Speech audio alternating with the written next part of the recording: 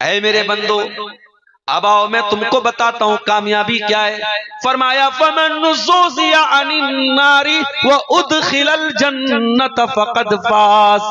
अल्लाह की अदालत में, अल्लाह की बारगाह में जिसके बारे में ये फैसला कर दिया गया कि मेरा ये बंदा जहन्नम से निकाल दिया जाए और जन्नत में डाल दिया जाए, वही कामयाब है। उसने दुनिया में आरामदेह जिंदगी गुजारी हो या न गुजारी हो, वो बंगले में रहा हो या न रहा हो, वो खूबसूरत मकानों में रहा हो या न रहा हो, उसे चैन की रोजी रोटी मिली हो या न मिली हो, वो दुनिया में सेहतमंद रहा हो या न रहा हो, खूबसूरत रहा हो या न रहा हो, लेकिन कल अल्लाह की अदालत में अगर ये फैसला कर दिया गया, ये डिसीजन कर दिया गया, फमन ज़ुज़िया अनिन नारी व उदखिलल जन्नत फ़क़द फ़ाज़।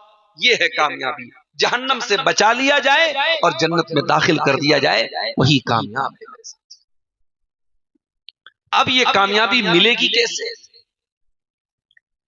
इसी सवाल का जवाब अल्लाह ताला ने सूरह मोमिनून की 18वें पारे की शुरू की 11 आयतों में दिया है। उन्हीं 11 आयतों पर मुझे आज आपके सामने बात है। क़द अफ़लहल मोमिनून, कामयाब हो गए कौन लोग? अब आगे उनकी पहचान बताई जा रही है, लेकिन अल्लाह ने पहचान बताने के पहले कौन सा लफ्ज इस्तेमाल किया? क़द अफ़लहा। अफ़लहा, आप किसान लोग हैं, खेती करना जानते हैं आप, इस लफ्ज का आपसे बेहतर कोई मतलब नहीं समझ पाएगा। अरबी जबान में अफलाहा का जो लफ्ज है, इसका जो मादा है फा लाम हा, ये असल में जमीन में बीज बोने को कहा जाता है। जमीन का सीना चाक करके, मेहनत करके जब बीज को बोया जाए तो इस प्रोसेस को अरबी में फलाहा कहा जाता है, और इसीलिए किसान को अरबी में फल्लाह कहा जाता है। अब ये अल्लाह ने अफलाह का लफ्ज क्यों इस्तेमाल किया? अफलाह का लफ्ज इस्तेमाल करके अल्लाह ने ये बता दिया, ऐ मेरे बंदो, जिस तरीके से दुनिया में तुम खेती करते हो, तुम्हें अगर धान की खेती करना है, तुम्हें अगर गेहूं की खेती करना है, तुम्हें किसी सब्जी की खेती करना है, तो उसके बीज बोने पड़ेंगे, उस जमीन की जुताई करनी पड़ेगी, उसकी खेती के सारे प्रोसेस तुमको पूरे करने पड़ेंगे। ऐसा नहीं हो सकता कि तुम उम्मीद लगा के बैठ जाओ, तुम मेहनत न करो, तुम कोशिश न करो और उम्मीद लगा के बैठ जाओ कि खेती तैयार हो जाएगी। जैसे वहां पर तुम्हारा सिर्फ उम्मीद के बल पे खेती की तवक्को रखना बेकार है, उसी तरीके से अगर जन्नत चाहिए, क़द अफ़लहा, अगर कामयाबी चाहिए तो मेहनत करनी पड़ेगी, कोशिश करनी पड़ेगी, अमल करना पड़ेगा। सिर्फ उम्मीदों से तुमको जन्नत नहीं मिलेगी, सिर्फ दावा कर लेने से, इकरार कर लेने से और बड़े बड़े ख्वाब देख लेने से जन्नत नहीं मिलेगी। जन्नत के लिए आपको मेहनत करना पड़ेगा। इसीलिए कुरान के 30वें पारे में जब अल्लाह ताला जन्नत का तज़किरा करता है, जन्नत की शराब का तज़किरा करता है, क्या फरमाता है? युस्क़ौना मिन रहीक़िम मख़्तूम, जन्नतियों को ऐसी शराब पिलाई जाएगी जो सील पैक होगी, और रहीक़ुल मख़्तूम पिलाई जाएगी। अल्लाहु अकबर। अल्लामा सफ़ीउर रहमान मुबारकपुरी रहमतुल्लाह अलैह ने जब सीरतुन नबी पर किताब लिखी तो उस किताब का नाम कुरान की इसी आयत से उन्होंने अखज़ किया, अर्रहीकुल मख्तूम, the sealed nectar, seal pack शराब जो जन्नत में जन्नतियों को दी जाएगी। खितामुहु मिस्क, और जन्नत में जो शराब दी जाएगी जन्नतियों को, अल्लाह ने फरमाया उस पर मुहर लगी होगी मुश्क की। मुश्क दुनिया की बड़ी कीमती खुशबू, कहा जाता है ये मुश्क जो है हिरन के नाभ से पैदा होता है, हिरन की नाभि से पैदा होता है। इतना कीमती होता है मुश्क कि ये ओरिजिनल जो मुश्क होता है वो लाखों में बिकता है। उस जन्नती शराब की जो मुहर होगी वो उसी मुश्क की होगी। या इसका एक मतलब उलमा ने यह भी बताया कि उस जन्नती शराब का जो आखिरी घोंट होगा, जो आखिरी, जब उसमें से आखिरी जाम आदमी पिएगा तो उसमें मुश्क का फ्लेवर उसको मिलेगा। अल्लाह ने जन्नत की शराब का तज़किरा करने के बाद क्या फरमाया? वफ़ी ज़ालिका फ़ल्यतनाफ़सिल मुतनाफ़िसून, ऐ मेरे बंदो, ये जन्नत है, ये जन्नत की शराब है, ये जन्नत की नेमतें हैं। ऐ मेरे बंदो, तुम्हें मेहनत करना चाहिए, तुम्हें कंपटीशन करना चाहिए, तुम्हें मुकाबला करना चाहिए, तुम्हें एक दूसरे से होड़ लगानी चाहिए, एक दूसरे से मुकाबला करना चाहिए इस जन्नत के लिए। तुम दुनिया के लिए मुकाबला करते हो। मेरे भाई के पास 1 कट्ठा जमीन है, मेरे पास 2 कट्ठा हो जाए, वो लखपति है, मैं करोड़पति बन जाऊं। उसके पास 1 मकान है, मेरे पास 2 मकान हो जाए। औरतें एक दूसरे से कितनी वो कंपटीशन करती हैं। उसके शौहर ने उसको सोने का हार दिलाया, मैं लेके दिखाऊंगी। उसको सोने का कंगन मिला, मैं लेके दिखाऊंगी। दुनिया के लिए कंपटीशन हो रहा है। मेरी बहनों, मेरी माओ, एक दिन आएगा तुम्हारे जेवरात का वो डब्बा धरा का धरा रह जाएगा और तुम मिट्टी में मिल जाओगी। तुम्हारे वार्डरोब में तुम्हारे कीमती कपड़े लाइन से सजे होंगे, उनको पहनने के लिए तुम नहीं रहोगी। सब ठाट पड़ा रह जाएगा जब लाद चलेगा बंजारा। अरे कंपटीशन ही करना है, मुकाबला ही करना है तो जन्नत के लिए करो मेरे प्यारे साथी। इसीलिए अल्लाह ताला कुरान में जब जन्नत का तज़किरा करता है तो बड़ी प्यारी बात कहता है, फरमाया वसारिऊ इला मगफिरतिम मिन रब्बिकुम व जन्नतिन अर्दुहस समावातु वल अर्द। मेरे बंदो, तुम जन्नत को पाने के लिए कभी स्पीड स्लो मत करना। वसारिऊ, जब जन्नत की बात आ जाए, जब आखिरत की बात आ जाए तो अपनी गाड़ी का गियर टॉप पर कर लेना, अपनी गाड़ी की स्पीड टॉप पर कर लेना, पूरी स्पीड में गाड़ी चलाना। जन्नत के रास्ते में कोई स्पीड ब्रेकर नहीं मिलेगा, जन्नत के रास्ते में कोई स्पीड लिमिट नहीं मिलेगी। वसारिऊ इला मगफिरतिम मिन रब्बिकुम, मेरे बंदो, अपने रब की मगफिरत को पाने के लिए, अपने रब की जन्नत को पाने के लिए पूरी स्पीड लगा दो, पूरी ताकत लगा दो। तो जन्नत के लिए मेहनत करनी पड़ेगी मेरे साथ। जन्नत बैठे बिठाए तो नहीं मिलेगी। इसलिए अल्लाह ताला ने अफलाह का लफ्ज़ इस्तेमाल किया। अब अल्लाह ने कामयाब लोगों की 8 सिफतें बयान, 8 चीजें हैं, अगर वो हम अपने अंदर पैदा कर ले तो अल्लाह का वादा है कि हम कामयाब हैं। कौन सी 8 चीजें हैं? चलिए देखते हैं। पहली चीज, कद अफलहल मुमिनून, कामयाब हो गए ईमान वाले। ईमान वाले कामयाब। अल्लाह के यहां आप नेकी का पहाड़ खड़ा कर दें, अगर आपके पास ईमान नहीं है, अल्लाह की आपकी नेकी की कोई वैल्यू नहीं। दुनिया में फल मिल सकता है, आखिरत में कोई फल नहीं मिलेगा। फमन काना यरजू लिका रब्बिही फलयअमल अमलन सालिहा वला युशरिक बिइबादति रब्बिही अहदा। सूरह कहफ की आखिरी आयत। जो अपने रब से मुलाकात करना चाहता है, जो जन्नत में जाना चाहता है, वो नेक अमल करे और अपने रब के साथ किसी को शरीक न करे। अगर शिर्क करके गया है, अगर कुफ्र करके गया है, अगर ईमान के बगैर गया है, अल्लाह क्या उसकी कोई नेकी कबूल नहीं होगी। वो कौन थे जो हजरत आयशा ने पूछा था अल्लाह के नबी से, जो दौरे जाहिलियत में बहुत नेकी का काम करते थे? बड़ा अच्छा सा नाम तो उनके जहन में नहीं आ रहा है। दौरे जाहिलियत में एक साहब थे, बहुत नेकी का काम करते थे। हजरत आयशा ने अल्लाह के नबी से पूछा, अल्लाह के नबी, फला साहब बड़ा गरीबों की मदद करते हैं, हाजियों को सत्तू पिलाते हैं, ये करते हैं, वो करते हैं, क्या उनकी नेकी उनको आखिरत में काम आएगी? अब्दुल्लाह इब्न जुदान नाम था, याद आ गया। अब्दुल्लाह इब्न जुदान बहुत नेक आदमी थे। अल्लाह के नबी बहुत गरीबों की मदद करते थे, बहुत सत्तू खिलाते थे हाजियों को, क्या उनकी नेकी आखिरत में काम आएगी? अल्लाह के नबी ने फरमाया कि आयशा, अब्दुल्लाह बिन जुदान की कोई नेकी आखिरत में काम नहीं आएगी, क्योंकि उसने किसी दिन ये नहीं कहा रब्बिग़फिरली खतीयती यौमद्दीन, ऐ अल्लाह तो कयामत के दिन मेरी खताओं को माफ कर देना। वो अल्लाह पर ईमान नहीं रखता था, वो इंसान तौहीद का कायल नहीं था, ईमान वाला नहीं था, इसलिए उसकी नेकियां आखिरत में उसके काम। मेरे भाइयों, अगर अल्लाह ने हमें और आपको ईमान वाला बनाया है, इस नेमत की कदर करो मेरे भाइयों, इस नेमत की कदर करो मेरी माँ और बहनों। ये इससे बढ़ के तकलीफ की बात क्या हो सकती है? इससे बड़ा दर्द क्या हो सकता है कि किसी प्यार और मोहब्बत के नाम पर कोई नौजवान आए और हमारी बहन बेटी के ईमान का सौदा करके लेके चला जाए। इससे बढ़ के बेगैरती और इससे बढ़ के बेशर्मी की क्या बात हो सकती है? ईमान कोई इतनी हकीर चीज है। कोई गुलाब का फूल लेके आए, कोई चंद मीठे बोल लेके आए, कोई इंस्टाग्राम पर मोहब्बत भरा कोई मैसेज भेज दे, कोई व्हाट्सएप पर कोई मोहब्बत भरी चैटिंग कर दे और हमारी कोई मुसलमान बहन अपने ईमान का सौदा कर दे। ईमान इतनी हकीर चीज नहीं है मेरे साथी। ये ईमान वो दौलत है, सब कुछ कुर्बान किया जा सकता है, ईमान को कुर्बान नहीं किया जा सकता। और हमें और आपको इस ईमान की कदर कीमत ही नहीं मालूम, क्योंकि ईमान हमको फ्री में मिला है, बैठे बिठाए मिला है। इस ईमान की कदर कीमत पूछना है तो हजरत बिलाल से जाके पूछ लो, जिनके सीने को अरब की तपती रेत पे पिघलाया जा रहा है, जिनकी पीठ पे गर्म पत्थर रखा जा रहा है, मगर बिलाल अपने ईमान को छोड़ने को तैयार नहीं है। इस ईमान की कीमत पूछनी है, सुमैया से जाके पूछ लेना, जो बड़ी बेदर्दी से अपने जवान बेटे के सामने बरहना करके शहीद कर दी जाती है, मगर ईमान से समझौता नहीं करती। इस ईमान की कीमत पूछनी है। हजरत खुबैब इब्न अदी से जाके पूछ लेना, जिनके बदन के टुकड़े टुकड़े करके सूली चढ़ा दिया जाता है, मगर खुबैब अपने ईमान को छोड़ने को तैयार नहीं है। इस ईमान की कीमत सहाबे किराम से जाके पूछो, जिन्होंने सब कुछ कुर्बान करके अपने ईमान को बचा। इस ईमान की वैल्यू क़यामत के दिन हमें पता चलेगी।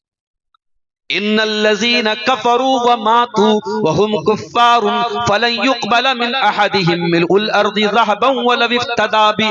ऐ मेरे बंदो, कल क़यामत के दिन अगर तुम ईमान के बगैर आ गए, अगर कुफ्र की हालत में तुम मर गए, तुम जमीन भर के सोना भी अगर दे दोगे, ऐ मेरे बंदो, जमीन भर के सोना भी ईमान की बराबरी नहीं कर पाएगा। अगर तुम ईमान वाले नहीं हो तो जमीन भर के सोना भी तुम लेके आ जाओ, तुम कामयाब नहीं हो सकते, तुम जहन्नम की आग से नहीं बच सकते।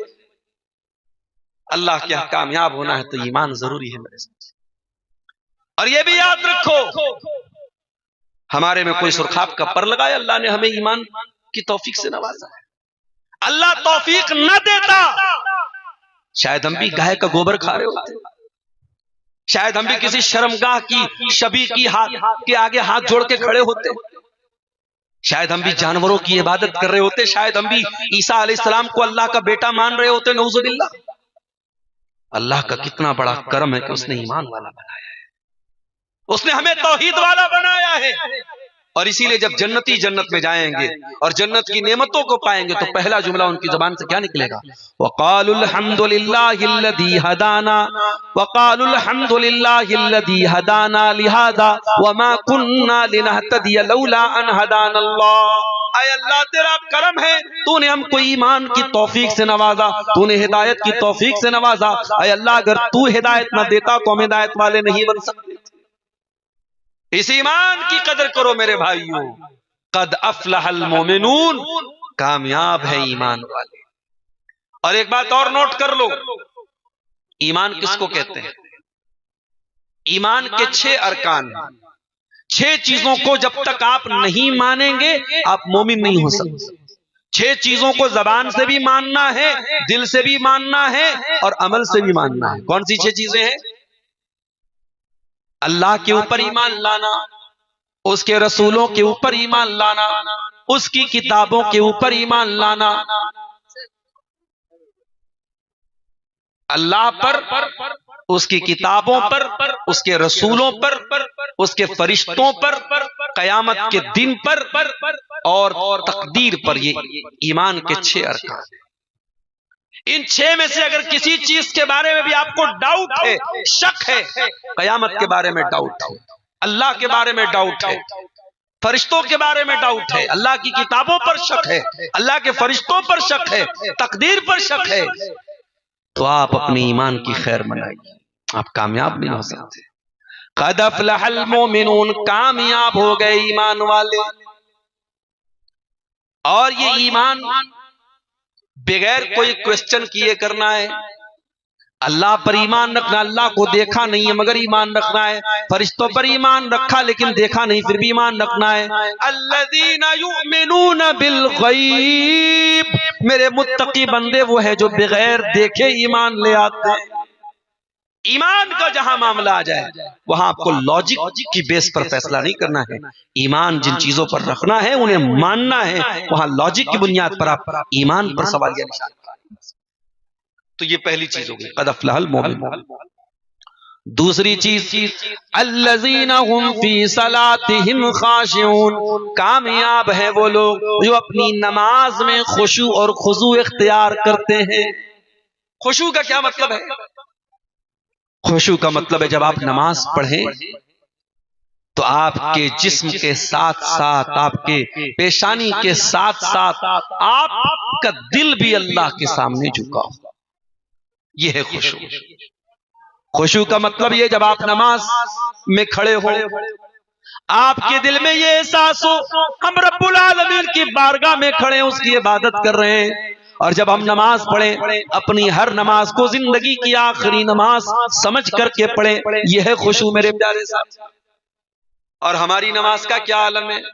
मैं जो सरब सजदा हुआ कभी तो जमीन से आने लगी सदा, तेरा दिल तो है सनम आशना, तुझे क्या मिलेगा नमाज में। हमारी नमाजें तो ऐसी, अल्लाह माफ करे, दिल कहीं है दिमाग कहीं है। हम पढ़ तो रहे हैं नमाज, मगर हमारी तवज्जो कहीं और है, हमारा ध्यान कहीं और है, हमारे दिल में कोई और है। अल्लाह के नबी फरमाते हैं इन्नल अब्दा यनसरिफु मिन सलातिही, बंदा नमाज कभी कभी पढ़ता है, लेकिन जब वापस जाता है नमाज पढ़ के, उसको अपनी नमाज का 1/10 सवाब मिलता है, 1/9 मिलता है, 1/8 मिलता है, 1/7 मिलता है, 1/5 मिलता है, या आधा मिलता है, या चौथाई मिलता है, या तिहाई मिलता है। नबी ने फरमाया इंसान की नीयत के हिसाब से, इंसान के इखलास के हिसाब से, इंसान के खुशू के हिसाब से उसको नमाज का सवाब मिलता है। और ये बात याद रखो मेरे साथी, कयामत के पहले सबसे पहले अगर कोई चीज दुनिया से उठाई जाएगी, यही खुशू उठा लिया जाएगा। इसीलिए अल्लामा इब्न क़य्यिम कहते हैं बगैर खुशू वाली नमाज ऐसी ही है जैसे बगैर रूह के बदन हो। आप किसी बादशाह को कोई तोहफा दे, कोई गुलाम दे, कोई जानवर दे और मुर्दार दे दे, बगैर रूह का दे दे, तो बादशाह तो नाराज हो जाएगा। ऐ अल्लाह के बंदो, तुम अल्लाह के सामने ऐसी नमाज क्यों पढ़ते हो जिस नमाज में जान ही नहीं है, जिस नमाज में रूह ही नहीं है। और सुन लो मेरे प्यारे साथियों, अगर ऐसी नमाज हम पढ़ेंगे जो बेजान होगी, तो कुरान कहता है फवैलुल लिल मुसल्लीन अल्लज़ीना हुम अन सलातिहिम सागून अल्लज़ीना हुम युराऊन व यमनऊनल माऊन। ऐसे नमाजियों के लिए बर्बादी है जो नमाज तो पढ़ते हैं मगर उनका दिल नमाज से गाफिल होता है, उनका दिल कहीं और होता है। अब ये खुशू वाली नमाज कैसी होती है, ये अगर देखना है तो सहाबे किराम की नमाज देखो। नमाज की हालत में तीर लग रहा है, खून बह रहा है, मगर नमाज पे कोई फर्क नहीं पड़ रहा है। ये सहाबे किराम की नमाज थी। सहाबे किराम नमाज पढ़ते थे, ऐसा लगता था जैसे सरों पे चिड़िया बैठी हैं। जन्नत का तस्करा आता था, सहाबे किराम के चेहरे पर मुस्कुराहट आ जाया करती थी। जहन्नम का तस्करा आता था, सहाबे किराम रोने लगते थे। ये उनकी नमाज होती थी मेरे साथ। एक मर्तबा हजरत आयशा नमाज पढ़ रही थी, चाश्त की नमाज, और इत्तेफाक से सूरह तूर की तिलावत कर रही थी। हजरत आयशा सूरह तूर की इस आयत पर पहुंचती हैं जिसमें अल्लाह फरमाता है जब जन्नती जन्नत में जाएंगे कहेंगे फमन्नल्लाहु अलैना व वक़ाना अज़ाबस समूम, ऐ अल्लाह तेरा एहसान हो गया हम पर, तूने जहन्नम की आग से हमको बचा लिया। हजरत आयशा के भतीजे कासिम बिन मोहम्मद कहते हैं मैं जब गया तो मैंने देखा मेरी फूफी नमाज पढ़ रही हैं और सूरह तूर की इसी आयत को बार बार दोहराती चली जा रही हैं, पढ़ती चली जा रही हैं। कासिम बिन मोहम्मद कहते हैं मैं मार्केट गया, मैं बाजार गया, बहुत देर के बाद मैं सौदा सलब लेने के बाद मैं वापस आया, क्या देखता हूँ मेरी फूफी जान उसी हालत में नमाज में खड़ी है और उसी आयत को बार बार रिपीट करती चली जा रही है और रोती चली जा रही है। फमन्नल्लाहु अलैना व वक़ाना अज़ाबस समूम, ऐ अल्लाह तेरा एहसान हो गया हम पर, तूने जहन्नम की आग से हमको बचा लिया। ये थी हजरत आयशा की नमाज, ये थी सहाबे किराम की नमाज। अल्लज़ीना हुम फी सलातिहिम खाशिऊन, जिनकी नमाजों में खुशू और खुजू होता है। और आगे बढ़िए, तीसरी चीज कामयाब लोगों की तीसरी पहचान वल्लज़ीना हुम अनिल लग़्वी मुरिदून, और कामयाब है वो लोग जो लघु चीजों से, बेकार चीजों से, बेफायदा चीजों से दूर रहते हैं। आज के दौर में कोई पूछे लघु किसको बोलते हैं, मैं एक लफ्ज में कहूंगा मोबाइल को। मोबाइल बहुत इस काम की चीज है, लेकिन आज हम उसका इस्तेमाल कितना काम के लिए कर रहे हैं जरा आप गौर कीजिए। 24 घंटे में कितनी देर तक ये मोबाइल पर बैठ करके जो हमारा नौजवान रील्स देख रहा है, इंस्टाग्राम की और स्नैपचैट की और यूट्यूब की, इन रील्स में क्या है मेरे साथ? मैं तो कभी कभी कहता हूं समाज को नंगी फिल्मों ने उतना खराब नहीं किया है जितना इन रील्स ने खराब किया। समाज में वल्गैरिटी, बेहयाई और बदतमीजी को फैलाने में इन रील्स ने बहुत बड़ा किरदार अदा किया है। और मैं आप सबसे दिल की गहराई के साथ गुजारिश करना चाहता हूं मेरे साथ, एक हफ्ते के बाद रमजान का मुबारक महीना शुरू होने वाला है, जिसकी एक एक घड़ी बड़ी कीमती है, जिसकी एक एक रात बड़ी कीमती है, जिसका एक एक दिन बड़ा कीमती है। अल्लाह के वास्ते मेरे भाइयों, हो सके तो रमजान में अपने सोशल मीडिया अकाउंट को वक्ती तौर पे बंद कर दो या उसको विराम दे दो, उसको छोड़ दो। एक महीना ये नेकियों की सेल लगने वाली है, ये नेकियों का फेस्टिवल आने वाला है, ये नेकियों का मौसम आने वाला है। कम से कम उस मुबारक महीने के दिन और रात रील्स में बर्बाद मत करना मेरे साथियों। ये रील्स हकीकत में वही लग़्व है जिसका कुरान में अल्लाह तज़किरा कर रहा है, वल्लज़ीना हुम अनिल लग़्वि मुरिज़ून। मेरे कामयाब बंदे लग़्व चीजों से दूर हैं।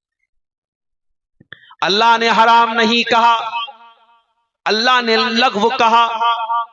कामयाब वो नहीं जो सिर्फ हराम चीज से बचता हो, कामयाब तो वो है जो लग़्व चीजों से, ऐसी चीजों से जिसमें कोई फायदा ना हो, उससे भी दूर रहता है। आप रास्ता चल रहे हैं, कोई बारात जा रही है, डीजे बज रहा है, औरतें नाच रही हैं, लड़कियां नाच रही हैं। अब आपका फर्ज क्या है? आप दो काम में से कोई एक काम कर सकते हैं, या तो खड़े होकर आप बैठ करके वहां पे नाच गाना देखना शुरू कर दें, और दूसरा रास्ता ये वइज़ा मर्रू बिल्लग़्वि मर्रू किरामा। मेरे कामयाब बंदे वो हैं जो लग़्व चीजों के पास से गुजरते हैं तो शराफत से गुजर जाते हैं। ये दुनिया ऐसी ही रहेगी मेरे साथ। इस दुनिया में सब लोग मुत्तकी नहीं बन जाएंगे, सब दीनदार नहीं बन जाएंगे। यहाँ जानियों के बीच में, यहाँ शराबियों के बीच में, यहाँ सुअर खाने वालों के बीच में, यहाँ हराम खाने वालों के बीच में आपको जिंदगी गुजारना है और अपने दामन को गुनाहों से बचाना है। यही तकवा है मेरे प्यारे साथियों। वल्लज़ीना हुम अनिल लग़्वि मुरिज़ून। कामयाब है अल्लाह के वो बंदे जो लग़्व चीजों से दूर रहते हैं। आज हमारा नौजवान बेचारा फैशन के पीछे दीवाना है। बुलेट गाड़ी ले ली, पीछे किसी खातून को बिठा लिया। हम लोग कभी कभी कार से जाते, अभी आज हम लोग आ रहे थे बनारस से, तो हमारे सामने गालिबन अमेज कोई कार आती है, अमेज वो जा रही थी, और उसमें वो ऊपर रूफ टॉप था। उसमें से देखा कि दो मोहतरमाएं बेचारी मुंडी निकाल के जो है वो पूरी दुनिया को दिखा रही कि साहब हमारे पास तो ये वाली गाड़ी है। क्या तमाशे चल रहे हैं साहब। हमारे कुछ नौजवान बेचारे फैशन के मारे इतने दीवाने हैं कि कानों में वो जो है कान भी छेदवा लेते हैं, उसमें छोटी छोटी बाली भी पहन लेते हैं, फिर गले में कोई सोने की या चांदी की लॉकेट भी पहन लेता है। इतना करते हो तो भाई चूड़ी उड़ी भी पहन लो, लिपस्टिक भी लगा लो, मुकम्मल बन जाओ। फैशन के पीछे दीवाना है हमारा नौजवान।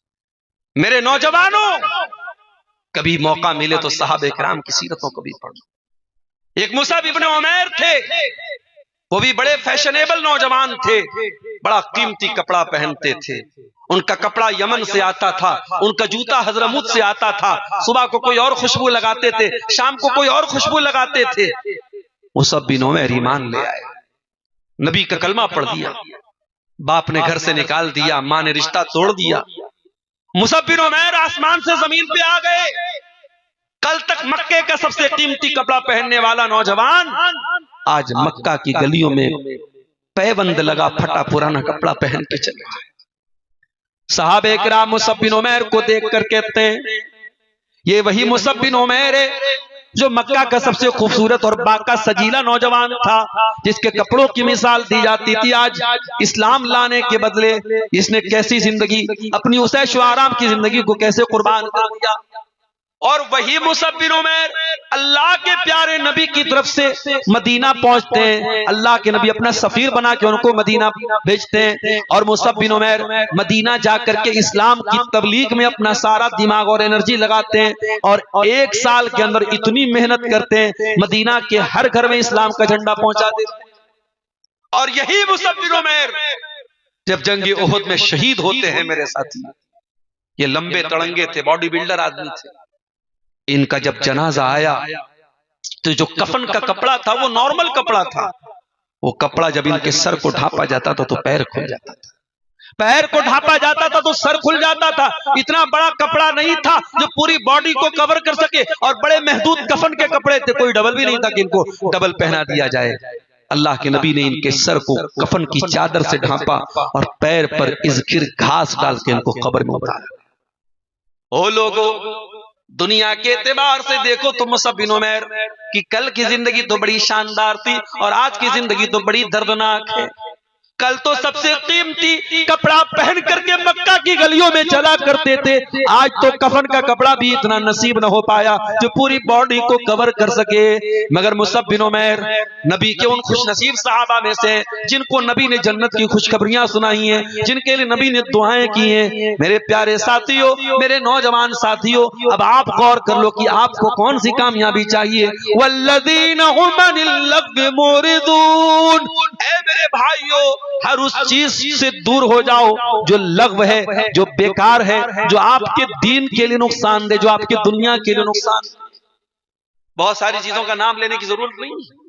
आज इंटरनेट और मोबाइल की वजह से हमारे नौजवान बहुत सारी ऐसी चीजों के आदी हो जाते हैं जो उनको बर्बाद कर रही है, उनकी जवानी को बर्बाद कर रही है, उनके चेहरे की खूबसूरती को बर्बाद कर रही है, उनकी रातों की नींदों को बर्बाद कर रही है। मत करो मेरे नौजवान, उन गंदगियों को छोड़ दो, उन नापाकियों को छोड़ दो, उन हरकतों को छोड़ दो और वल्लज़ीना हुम अनिल लग़्व मुरिज़ून में शामिल हो जाओ कि कामयाब है वो बंदे जो लग़्व चीजों से एराज़ करते। आजकल एक नई और बला चली है, हर चीज को सोशल मीडिया पे डालना।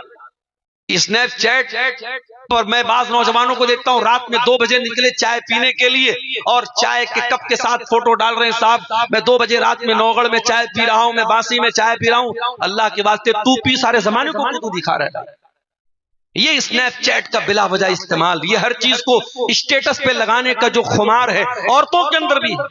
शौहर ने नया कपड़ा दे दिया, पहन करके फोटो खींचा करके स्टेटस लगा दिया, और माशाल्लाह बड़ी तकवा वाली थी तो चेहरा नहीं दिखाया, चेहरे पर बड़ा सा स्टार बना दिया, इमोजी बना दिया ताकि पर्दे का भरम भी कायम रह जाए और दुनिया को पता लग जाए कि इनके हस्बैंड इनको बहुत मानते हैं, इनके हस्बैंड ने इनको नया फ्रॉक दिलाया। ये हर चीज शेयर करने की नहीं होती है मेरे साथ। कुछ प्राइवेसी भी रखिए, कुछ चीजों को अपने घर तक महदूद रखिए, सोशल मीडिया पे मत डालिए, लघु चीजों से परहेज कीजिए। और आगे बढ़िए, चौथी चीज वल्लज़ीना हुम लिज़्ज़काति फ़ाइलून, और कामयाब है वो बंदे जो ज़कात अदा करते हैं। ज़कात क्या है मेरे साथ? अब यहां अल्लाह ने ज़कात का लफ्ज़ इस्तेमाल किया। ज़कात का 2 माना उलमा ने बताया है। एक ज़कात का माना होता है अपने आप को पाक करना, अपने अंदर की गंदगियों को पाक करना, अपना तज़किया करना, उसको भी अरबी में ज़कात। मेरे प्यारे साथियों, चेहरे पर तो आज बड़ी मेहनत हो रही है, शरीर पर तो बड़ी मेहनत हो रही है, दिल पर आज कोई मेहनत नहीं हो रही है, जबकि अल्लाह ताला दिल को ही देखता है। अल्लाह के नबी अपने सीने की तरफ इशारा करके फरमाते हैं अत्तक़वा हा हुना, अत्तक़वा हा हुना। मेरे सहाबा, तकवा यहाँ पर है, दिल में तकवा है।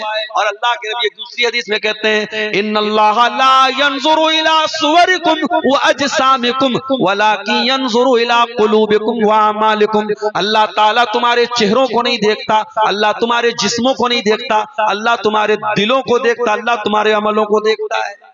दिल को पाक करो मेरे भाई, तज़किया करो दिल का। दिल से दुनिया की नाजायज मोहब्बत निकालो, दिल से खुदगर्जी निकालो, दिल से लालच निकालो, दिल से कीना निकालो। मुस्कुरा के मिलते हो और पीठ पीछे गालियां देते हो, सामने से मुस्कुरा के मिलते हो और दिल में कीना छुपा के फिरते हो। ये कीना लेके कहां जाओगे मेरे साथी?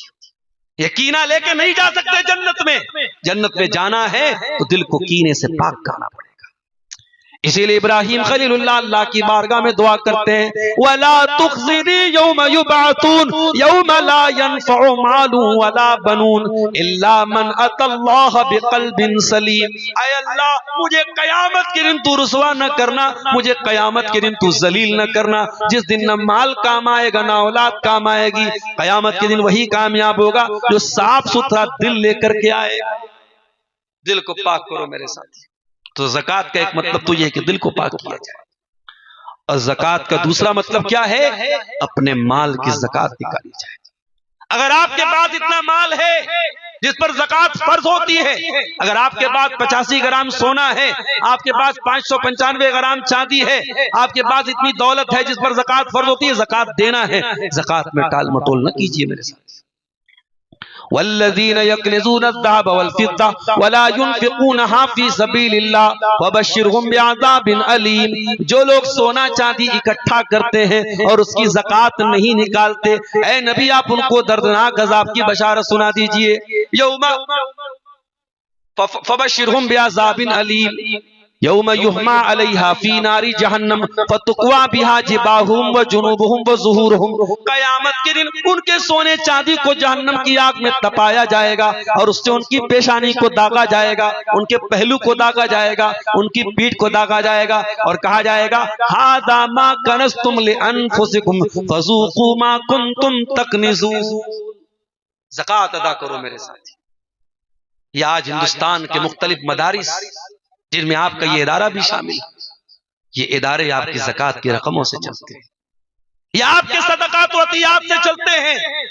और आज सिद्धार्थनगर की सरजमीन पर बड़ी जिम्मेदारी के साथ एक बात कहता हूं, अगर आज हमने इन इदारों का दर्द अपने दिल में महसूस नहीं किया, इन इदारों की खबरगिरी नहीं की, इन इदारों की जरूरियात को पूरा नहीं किया, तो हम अच्छी तरीके से जानते हैं कि दुश्मनों के मंसूबे क्या हैं, दुश्मनों के मंसूबे क्या हैं और किस तरीके से इन इदारों को चोट पहुंचाने की कोशिशें की जा रही।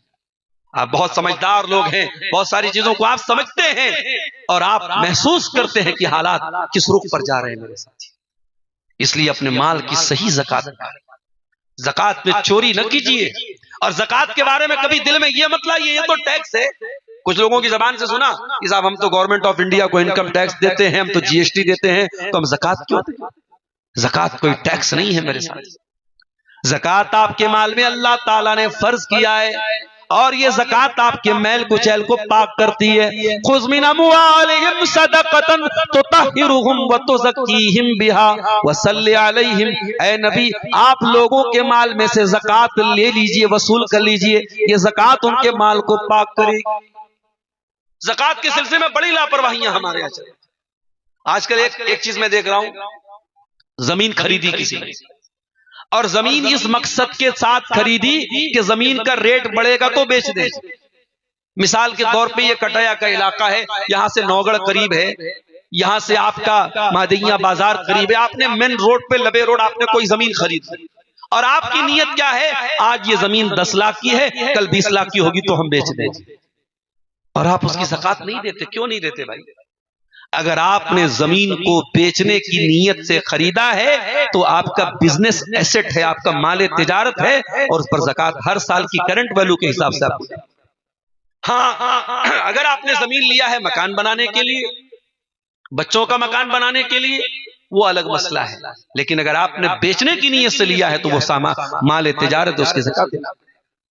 कुछ लोगों को मैंने देखा, किसी को कर्जा दे दिया उन्होंने, अब सामने वाला कर्जा वापस देने के लायक नहीं, गरीब हो गया, परेशान हो गया, तो लोग क्या करते हैं, उसको अपनी ज़कात में से माइनस कर लेते हैं। ये भी गलत तरीका है। कर्जा दे करके ज़कात में से माइनस नहीं कर सकते आप। हाँ, अगर आपने किसी को कर्जा दिया है और देने के टाइम आपने नियत कर ली कि ये आदमी बहुत गरीब है, अगर इसने लौटा दिया तो ठीक है, वरना मैं अपनी ज़कात में इसको माइनस कर लूंगा, तब आप करेंगे। आप किसी को कारोबारी कर्जा दें, नॉर्मल कर्जा दें और बाद में ज़कात में माइनस कर लें, ये ठीक नहीं है। बाद लोग इसलिए ज़कात नहीं देते, कहते साहब हम बड़े कर्जदार हैं। अगर आप कर्जदार हैं लेकिन आपके पास 85 ग्राम सोना है या 595 ग्राम चांदी है या इतना खेत है जिस पर ज़कात फर्ज होती है, तो ज़कात देना पड़ेगा। आप कर्जदार होने की वजह से ये एक्सक्यूज नहीं पेश कर सकते, ये उज़्र नहीं पेश कर सकते कि हमें ज़कात। तो ये पांचवी चीज है मेरे साथियों, वल्लज़ीना हुम लिज़्ज़काति फ़ाइलून। अल्लाह के कामयाब बंदे वो हैं जो ज़कात अदा करते।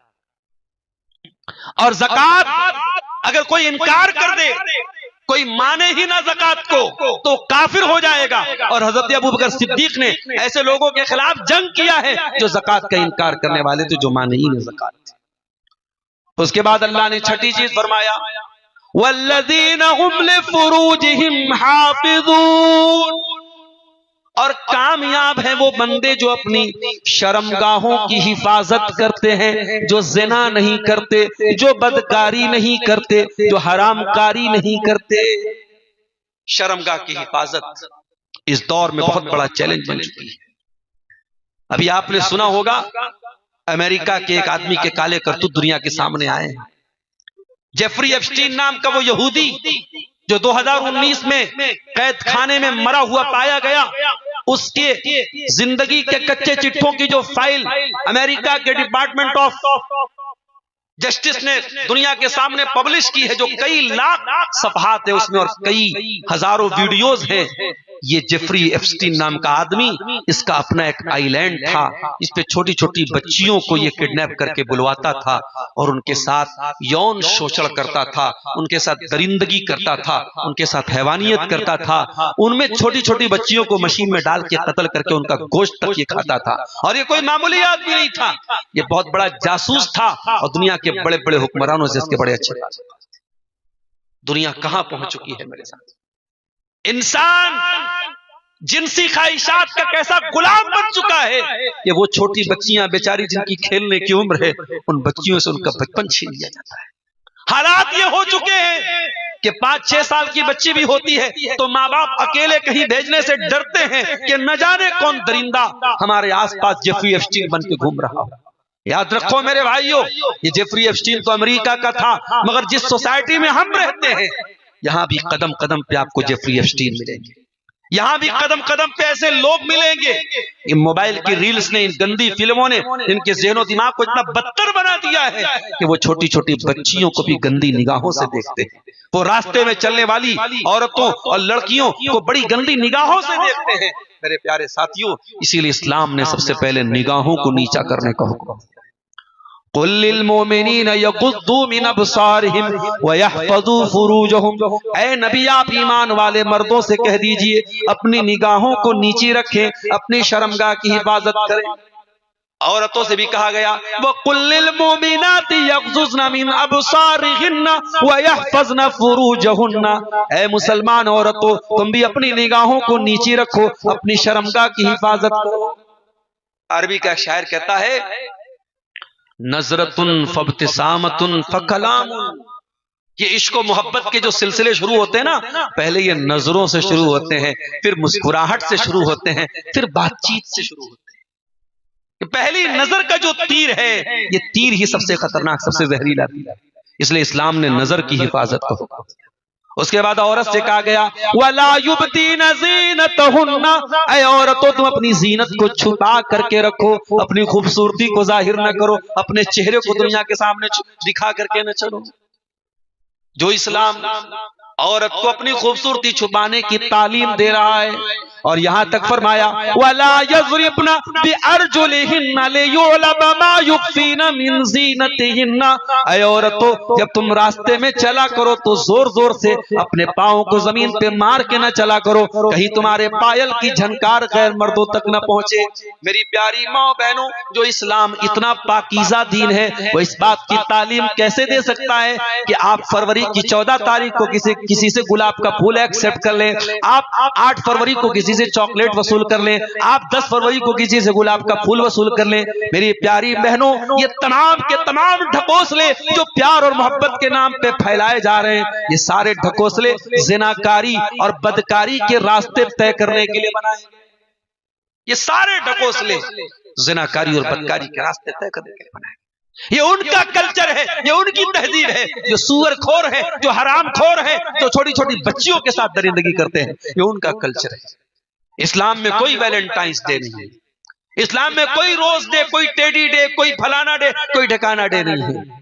इस्लाम कहता है निकाह करो और आपकी शादीशुदा जिंदगी में हर दिन आपके लिए खूबसूरत होना चाहिए। हर दिन अपनी बीवी को गुलाब का फूल पेश करो, हर दिन अपनी अहलिया को चॉकलेट खिलाओ। कोई दिन मुतय्यन नहीं है, कोई दिन खास नहीं है मेरे साथी। इस्लाम बड़ा पाकीज़ा दीन है मेरे साथी। फरमाया वल्लज़ीना हुम लिफुरूजिहिम हाफिज़ून। कामयाब है वो बंदे जो शर्मगाह की हिफाजत करते हैं। ऐ अल्लाह, लड़का 20 साल का हो गया, लड़की 18 साल की हो गई, दोनों जवान हो गए, दोनों के अंदर जवानी के जज्बात भड़क रहे हैं, दोनों के अंदर जिनसी ख्वाहिशात पैदा हो रही है। और अल्लाह तू कह रहा है कि अपनी शर्मगाहों की इबादत करने वाले कामयाब है। अरे अल्लाह, क्या लड़का लड़की अपनी ख्वाहिशात को कत्ल कर दे, खत्म कर दे, मार दे? फरमाया नहीं, इल्ला अला अज़वाजिहिम औ मा मलकत ऐमानुहुम फइन्नहुम गैरु मलूमीन। ऐ मेरे बंदो, तुम्हारा परवरदिगार खूब जानता है तुम्हारे दिल को किस चीज की जरूरत है, तुम्हारे जिस्म को किस चीज की जरूरत है। अल्लाह ने तुम्हें शर्मगाह की इबादत का हुक्म दिया है, मगर हराम रास्तों को बंद किया है, हलाल को बंद नहीं किया है। तुम निकाह करके बीवी को लाओ, तुम निकाह करके किसी से निकाह कर लो, शादी कर लो, और शादी करके जायज तरीके से अपनी ख्वाहिशात को पूरा करो। यह है इस्लाम। एक सहाबी थे, उनका नाम था उस्मान बिन मज़ऊन रज़ी अल्लाह ताला। ये वो पहले सहाबी हैं जिनको बकी के कब्रिस्तान में दफन किया गया। सबसे पहली कब्र जो बकी में बनाई गई, दफनाया गया, ये उस्मान बिन मज़ऊन को दफन किया। उस्मान बिन मज़ऊन बड़े नेक आदमी थे। दौरे जाहिलियत में भी इन्होंने कभी शराब नहीं किया।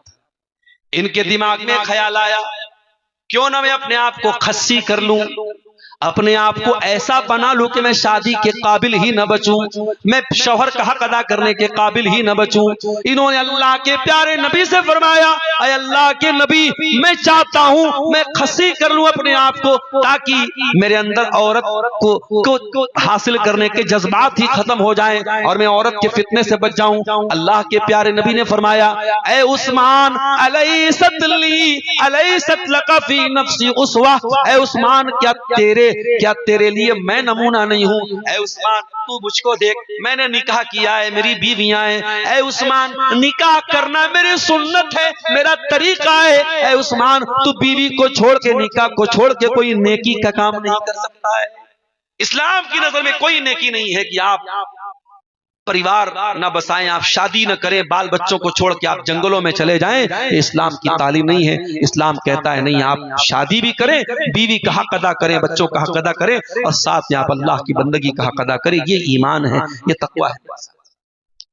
तो अल्लाह ने फरमाया कि कामयाब बंदे वो हैं जो अपनी शर्मगाह की हिफाजत करते हैं, सिवाय अपनी बीवियों के, उनके साथ वो अपनी शहवत पूरी कर सकते हैं। फमन इब्तगा वरा ज़ालिका फउलाइका हुमुल आदून। हाँ, अगर बीवी के अलावा, जायज तरीके के अलावा अगर नाजायज तरीके से कोई अपनी ख्वाहिश पूरी करेगा तो वो हद से तजावुज करने वाला है।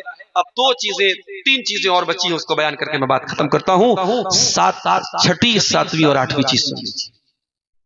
वल्लज़ीना हुम लिअमानातिहिम, और कामयाब बंदे वो हैं जो अपनी अमानत को अदा करते हैं, अमानत में खयानत नहीं करते। अमानत किसको कहते हैं? आप बच्चों के बाप हैं, 4 बेटियां आपकी हैं, 2 बेटे आपके हैं, आप बेटियों की माँ हैं, आप बेटियों के बाप हैं। बाप होना और माँ होना भी बहुत बड़ी अमानत है। अगर आपने बच्चों की सही तरबियत नहीं की, बेटियों की सही तरबियत नहीं की, बेटियों को सही तालीम नहीं दी, मेरे प्यारे भाइयों, तो आप इस अमानत में खयानत कर रहे हैं। दुनिया की हर ड्यूटी, हर जिम्मेदारी एक अमानत है। आप मदरसे में उस्ताद हैं, बच्चों को पढ़ाने के बजाय टाइम पास करें, बच्चों को ना पढ़ाएं, ये भी अमानत में खयानत है। आप किसी ऑफिस में ऑफिसर हैं, आप अपना काम ना करके रिश्वत लें, घूस लें, ये भी अमानत में खयानत है। अल्लाह के नबी से पूछा गया, अल्लाह के नबी, कयामत कब आएगी? आपने फरमाया, इज़ा ज़ुय्यतिल अमाना, जब अमानत बर्बाद कर दी जाएगी। पूछा गया, अल्लाह के नबी, अमानत कैसे बर्बाद की जाएगी? आपने फरमाया, इज़ा वुस्सिदल अम्रु इला गैरि अहलिही, जब नालायक लोगों को जिम्मेदारियां सौंप दी जाए, जब मदरसों का नाजिम जाहिलों को बनाया जाए, जब मस्जिदों का मुतवल्ली बेनमाजियों को बनाया जाए, जब जिम्मेदारियों पर नालायक और नाअहल लोगों को बिठा दिया जाए, तो ये भी कयामत की निशानी और ये भी अमानत में खयानत है। मेरे साथ अमानतदार बनो मेरे साथी। और जब अमानत की बात आई है तो सुन लीजिए, दुनिया की सबसे बड़ी अमानत क्या थी? दुनिया की सबसे बड़ी अमानत जो अल्लाह ने पहाड़ों के ऊपर पेश की, आसमानों के ऊपर पेश की, जमीन के ऊपर पेश की, सबने इनकार किया। इन्ना अरज़नल अमानता अलस समावाति वल अर्दि वल जिबाल, हमने दुनिया की सबसे बड़ी अमानत आसमानों पर पेश की, जमीन पर पेश की, पहाड़ों पर पेश की। फ़अबैना अन यहमिलनहा व अशफ़क़ना मिनहा व हमलहल इंसान। सब डर गए और सब ने इस अमानत को उठाने से इनकार कर दिया। लेकिन ये कमजोर मिट्टी का बना हुआ इंसान ये तैयार हो गया। इन्नहु काना ज़लूमन जहूला, ये जालिम इंसान, ये जाहिल इंसान जो इस अमानत का हक अदा न कर पाया, जो अल्लाह की फर्मा बरदारी का हक अदा न कर पाया, ये इंसान इस अमानत को उठा बैठा। तो अमानत में खयानत मत करो मेरे साथ। कामयाब है वो बंदे जो अमानतदार होते हैं, अमानत को अदा करते हैं। आज हिंदुस्तान का माहौल जैसा भी है, आज हमारा किरदार वैसा ही होना चाहिए जो हमारे नबी का किरदार। अभी एक जगह मैंने खबर सुनी कि एक स्कूल का हेडमास्टर था, प्रिंसिपल था, जबरदस्ती उसको सस्पेंड कर दिया गया और कहा गया कि साहब ये अपने स्कूल में नमाज लोगों को पढ़ाता था। लेकिन पूरे गांव में गैर मुस्लिम भाई ज्यादा थे, उन्होंने जाकर के पुलिस से कहा कि नहीं ये बहुत अच्छे हेडमास्टर साहब हैं और ये कोई नमाज वगैरह नहीं पढ़ाते हैं। तो बाद में उसका सस्पेंशन वापस लिया गया। आप अगर अमानतदार हैं अपने काम में, आज माफ कीजिएगा, आज कारोबारी मामलात में, बिजनेस में आज बहुत सारे मुसलमान जब धोखाधड़ी करते हैं, फरेब करते हैं और चीटिंग करते हैं, तो वो अपने साथ साथ इस्लाम और मुसलमान के नाम को भी बदनाम करते हैं। मेरे प्यारे साथियों, हम मोहम्मद रसूलुल्लाह का कलमा पढ़ने वाले, हम सादिकुल अमीन के मानने वाले हैं। हम मैदान जिंदगी के हर मैदान में अमानतदार बने। और सातवीं चीज अल्लाह ने फरमाया वो अहदिहिम राऊन, और कामयाब हैं वो बंदे जो वादे के पक्के होते हैं, जो कमिटमेंट करते हैं, वादा करते हैं तो वादे को निभाते हैं, जिनकी जबान मजबूत होती है, जो जबान के धनी होते हैं। हमारे नबी वादे के पक्के थे। जंगे बद्र होने वाली है, 313 का मुकाबला 1000 से होने वाला है और 2 सहाबी अल्लाह के नबी के पास आते हैं और कहते हैं अल्लाह के नबी हमको दुश्मनों ने पकड़ लिया था और हमने जान बचाने के लिए वादा कर लिया कि हम मुसलमानों के साथ लड़ाई नहीं लड़ेंगे। अल्लाह के नबी हमने वादा तो कर लिया है मगर हमें मालूम है इस्लाम को हमारी जरूरत है, आपको हमारी जरूरत है। अल्लाह के नबी हमको फौज में शामिल कीजिए। अल्लाह के प्यारे नबी ने फरमाया इन सरीफा, वापस जाओ, हम अपना वादा पूरा करेंगे, हम तुमको फौज में शामिल नहीं करेंगे। ये इस्लाम की तालीम है मेरे साथी। और इसीलिए अल्लाह के नबी फरमाते हैं कि मुनाफिक की 3 अलामतें हैं। इज़ा हद्दसा कज़ब, जब बात करे तो झूठ बोले, व इज़ा वादा अखलफ, जब वादा करे तो वादा खिलाफी करे, व इज़ा तुमिना खान, जब अमानत रखी जाए तो खयानत करे। वादा खिलाफी करना ये ईमान की नहीं मुनाफिकों की निशानी है। इसलिए कामयाब है वो बंदे जो वादे को पूरा करते हैं। और बहुत बड़ा एक वादा हम 5 टाइम की नमाज में अल्लाह से करते हैं, इय्याका नअबुदु व इय्याका नस्तईन, ऐ अल्लाह हम तेरी ही इबादत करते हैं और तुझी से मदद मांगते हैं। इतना बड़ा वादा अल्लाह से करने के बाद अगर मुसलमान कहीं और जाके सर झुकाए, किसी कब्र पे, किसी दरगाह पे जाके सर झुकाए, किसी और को मुश्किल कुशा माने, तो वो अल्लाह के साथ वादा खिलाफी कर रहा है। अल्लाह ने फरमाया कामयाब बनना है तो वादे के पक्के बनो, वादा खिलाफ न बनो। वल्लज़ीना हुम लिअमानातिहिम व अहदिहिम राऊन। और उसके बाद 8वीं चीज फरमाया वल्लज़ीना हुम अला सलवातिहिम युहाफिज़ून, और कामयाब है वो लोग जो नमाज की हिफाजत करते हैं, जो नमाज की पाबंदी करते हैं, जो एक टाइम की नमाज भी नहीं छोड़ते हैं, जिनकी जिंदगी का हिस्सा नमाज बन जाती है, जिनका दिल नमाज में लग जाता है, नमाज से अटैच हो जाता है। रमजान का महीना आने वाला है, उस मुबारक महीने में तरावी की नमाज भी पढ़ाई जाएगी। कोशिश कीजिए कि पूरे महीने आप तरावी की नमाज पढ़ें। और ये बात याद रखिए, आम दिनों में तो तहज्जुद की नमाज आप अकेले पढ़ें वो ज्यादा अफजल है, मगर रमजान में तरावी की नमाज इमाम के साथ पढ़ना ज्यादा अफजल है। पूरी रात आपको क़याम करने का सवाब इंशाअल्लाह मिलेगा। नमाज की हिफाजत कीजिए मेरे प्यारे साथियों। और जिस नबी का हम कलमा पढ़ते हैं उस नबी की सीरत हमें यही बताती है कि नबी के दिल का चैन और नबी के दिल का करार नमाज थी। नबी ने आखिरी टाइम भी अगर उम्मत को वसीयत की है तो नमाज की है। आज हर गाँव में 3-3 4-4 मस्जिदें हैं। मस्जिद तो बना ली शब भर में, ईमा की हरारत वालों ने, मन अपना पुराना पापी था, बरसों में नमाजी बन न सका।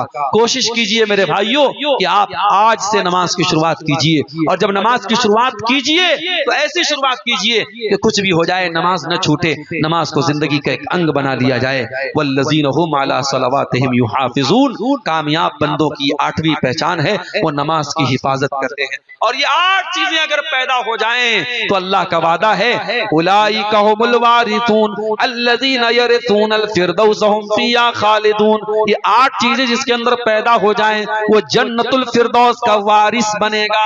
अल्लाह ने वारिस कहा है। वारिस क्यों कहा है? क्योंकि वरासत एक ऐसा हक है इसको दुनिया की कोई ताकत काट नहीं सकती है।